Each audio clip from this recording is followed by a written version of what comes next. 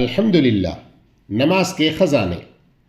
تشہد کی فضیلت، آسمان و زمین کے نیک بندوں کے برابر اجر۔ حضرت عبداللہ بن مسعود رضی اللہ عنہ نے بیان کیا کہ جب ہم ابتدائے اسلام میں نبی کریم صلی اللہ علیہ وسلم کے ساتھ نماز پڑھتے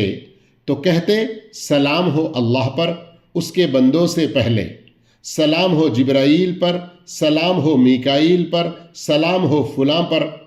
پھر ایک مرتبہ جب نبی کریم صلی اللہ علیہ وسلم نماز سے فارغ ہوئے تو ہماری طرف متوجہ ہو کر فرمایا کہ اللہ ہی سلام ہے، اس لیے جب تم میں سے کوئی نماز میں بیٹھے یعنی تشہد کے لیے تو پڑھے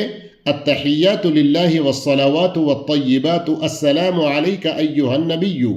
ورحمۃ اللہ وبرکاتہ السلام علینا وعلی عباد اللہ الصالحین اشہد ان لا الہ الا اللہ واشہد ان محمدا عبدہ ورسولہ۔ کیونکہ جب وہ السلام علینا وعلی عباد اللہ الصالحین پڑھے گا تو آسمان و زمین کے ہر صالح بندے یعنی ہر نیک بندے کو اس کی یہ سلامتی کی دعا پہنچے گی۔